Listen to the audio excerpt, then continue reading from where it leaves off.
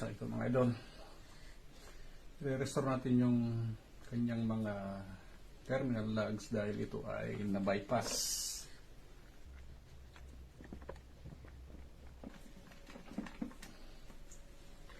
Tignan nyo itong sensor na ito, nakat.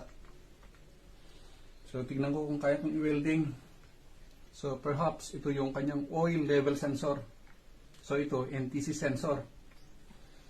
At hindi ko rin alam kung saan ipapasok dito sa dalawa.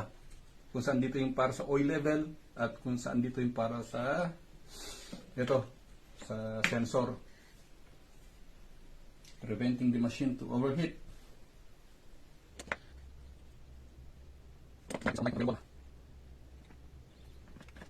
Right.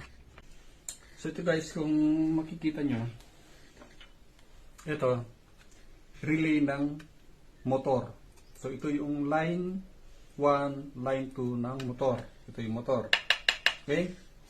Ito, line 1, line 2 ng valve. Ito yung valve natin. This is the valve. And then, just supply the line to line 1 or neutral line 1. That's it.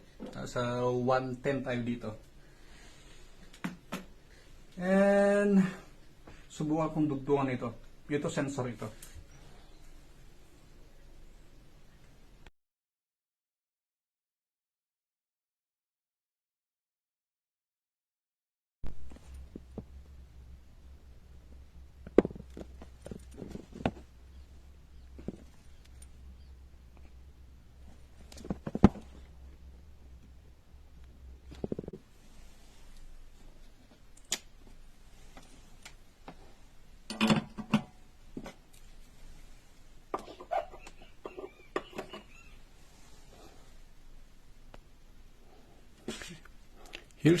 Here's the remedy, guys. Once the NTC sensor is being cut near to the tip, right?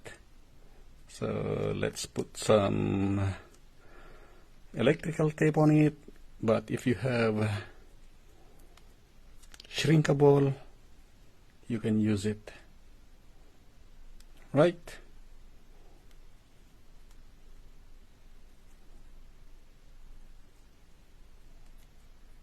That's it.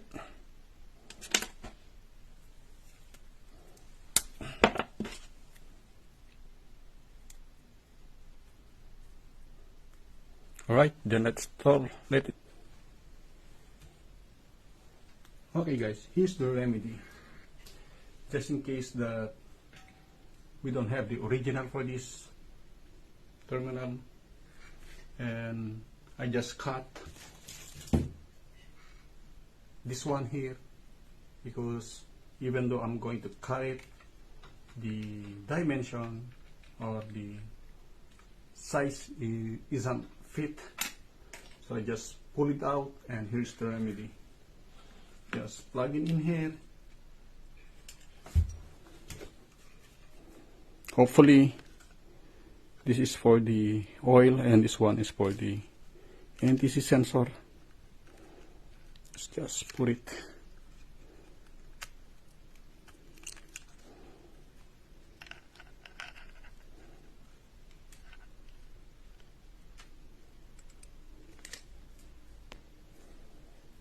Okay, then let's assemble it.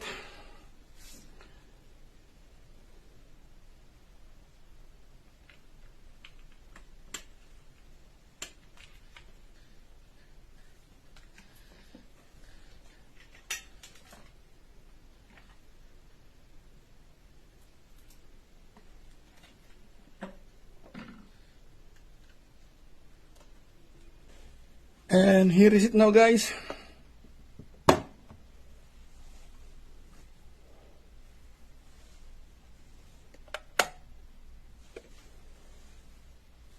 Okay, it says I'm going to press anywhere, and let's test it. Run.